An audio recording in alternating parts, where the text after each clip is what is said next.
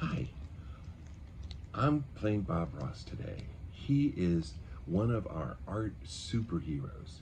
He had the superpower of having everybody enjoy painting, whether they were painters or not.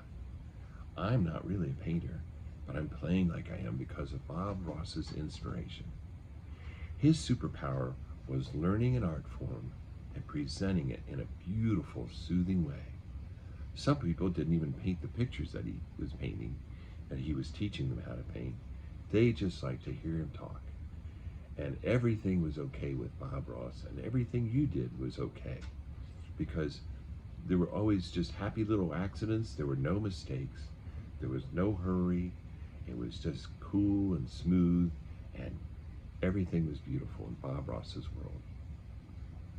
He did this on public television, and from 1983 to 1994, 31 seasons for 11 years, and he's still watched on YouTube and all kinds of formats on the internet. He's still alive and well, teaching people how to do art. He had an interesting technique that he was taught by another man, Bill Alexander, which you can look up both of those men on the internet. It's called wet on wet. It came from the 15th century, actually. And so people like Rembrandt, you may have heard of him, or Monet, both used a wet on wet where you painted over the paint. But this is how Bob Ross did it. Today, we're not going to really use paint. We're going to endeavor to paint this painting that Bob Ross did. It's called A Touch of Spring, and I thought that would be appropriate. Today, it's just about the middle of June, and the flowers are still out and blooming, so we're going to paint a touch of spring, and we are going to use, instead of paint, we're going to use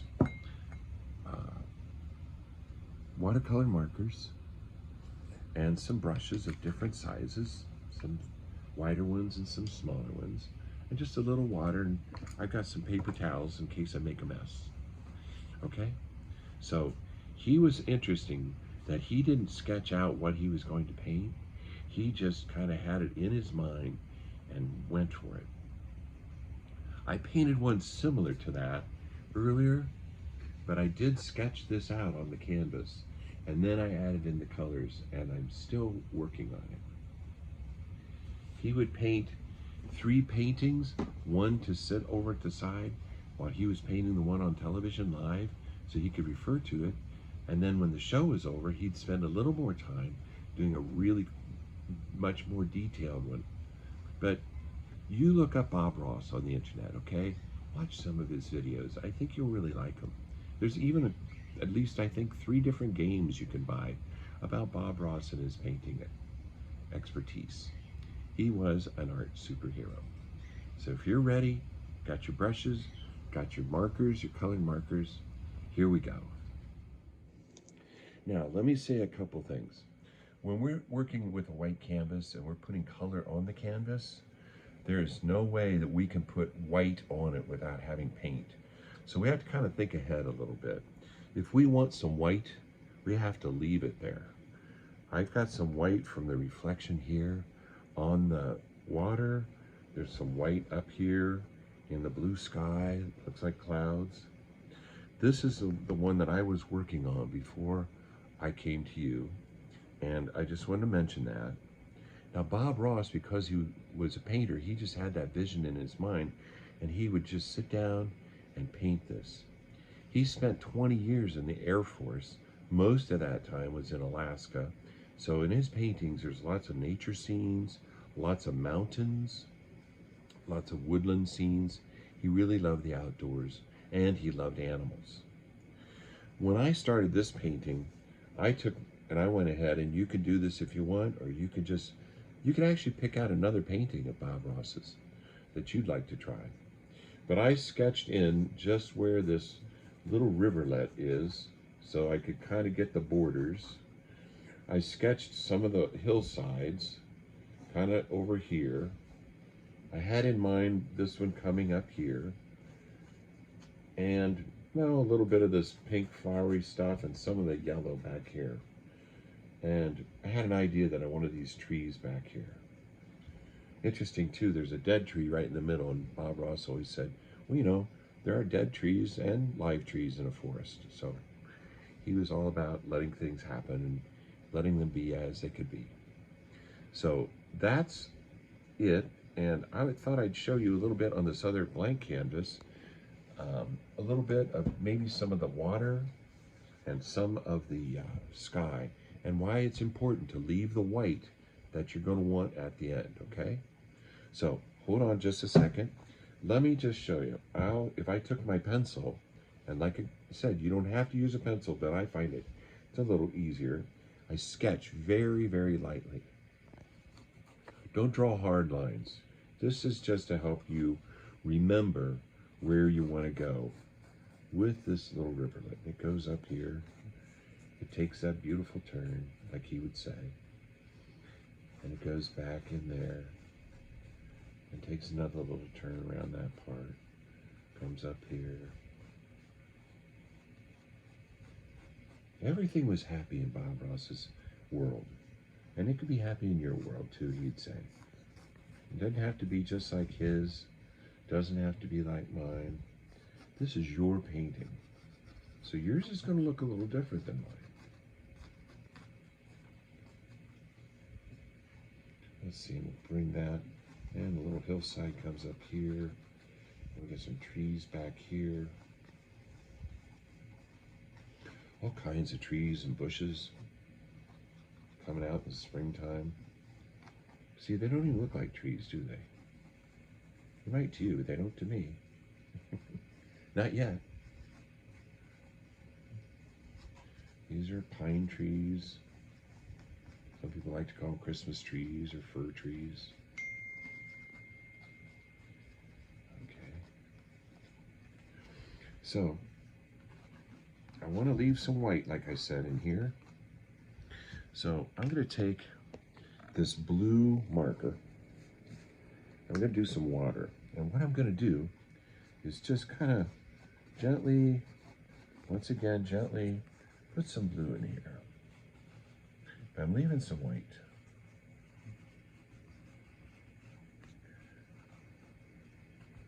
I hope that's all white with you. Okay.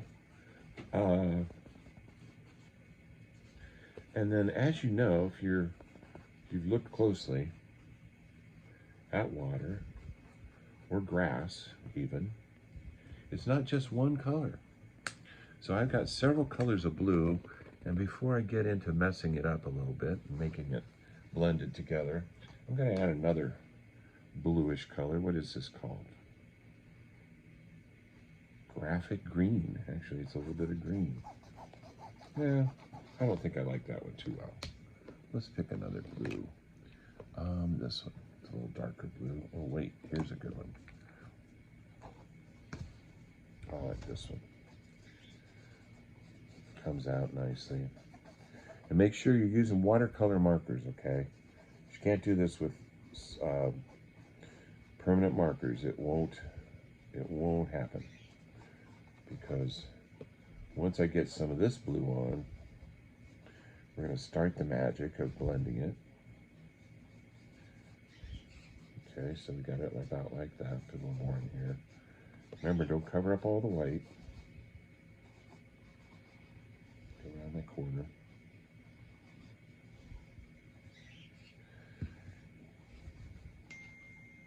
Okay.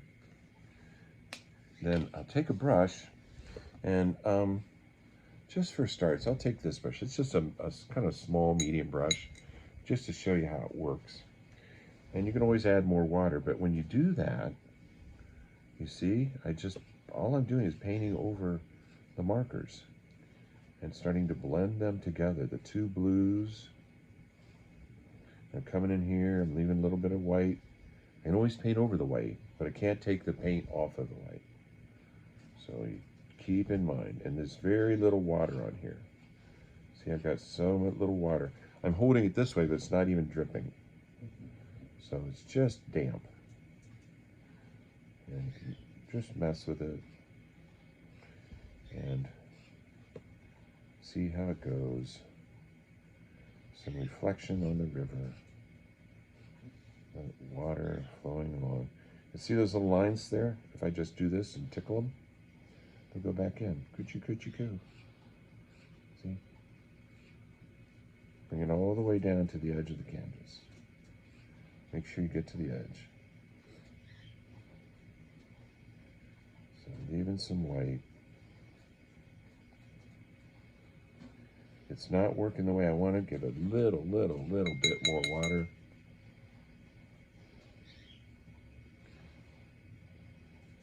Blend it and blend it. Not too much water.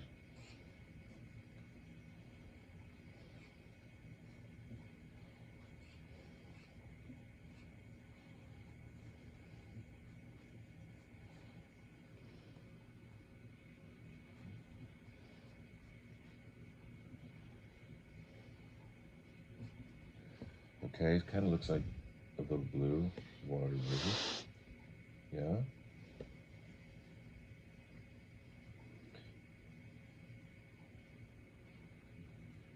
And Bob Ross is very much into blending colors and blending shades. When you're painting, you don't many times want to actually have like a photographic image of water. Some people are pretty good at that, but it's almost like a suggestion. Just like, you know, if I was looking out quickly at the water, maybe this is what I'd see. I'm gonna straighten that up a little bit. It kind of looks like it's got some hair on it. I got hair on me. Oh, there's another interesting thing. This is not my real hair. It's a wig. Bob Ross's hair, I had always thought that it was a natural afro, that he had hair like that, but he actually permed it. He got a permanent to keep his hair like that. Yeah. Okay, so let's do a little bit more. Then I'm going to change colors. Go do this way back here. Let it dry a little bit. There we go. What should we do next? How about a little green? Let's do some green.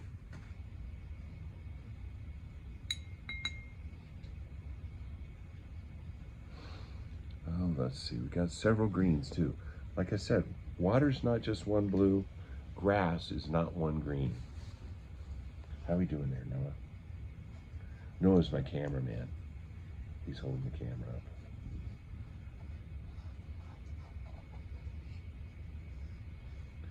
He's my son. I couldn't do this without him.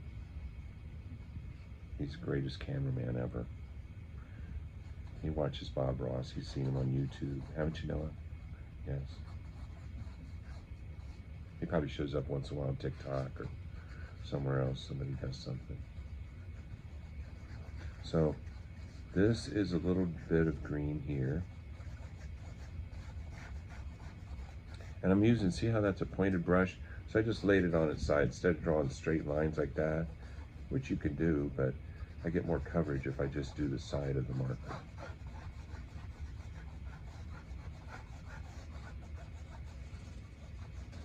Almost sounds like it's laughing, doesn't it? Maybe canvases are happy when they get painted on. I bet they are. No matter who's painting it, no matter how it looks. So there's one color green. I think I'm gonna add some darker green. What's this one called? This is called Emerald. Yes. So you can see it's darker. And then I'm going to add that to that hillside there to just define it because it's nice and dark.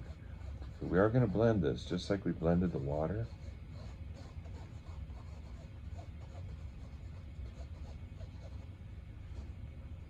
Here we go, watch this. I think we're going to use a little bit bigger brush this time, just wider. Get a little damp and get some of the excess water off. And here we go, and look, all the way to the edge, all the way to the river, back and forth. And hopefully you can see how it blends together. It stops looking like marker marks, but starts looking like, oh, some greenery. Yeah.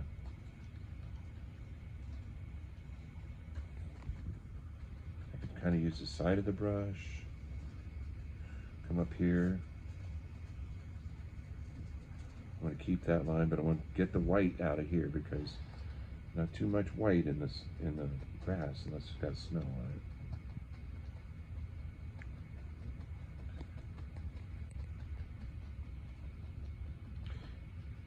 it. Okay, so that's how you do it. And remember Bob Ross as an art superhero, and that his technique, which you can learn, is specific technique with paints, but we did it with just markers, and it can turn out very similar and very beautifully like Bob Ross's paintings.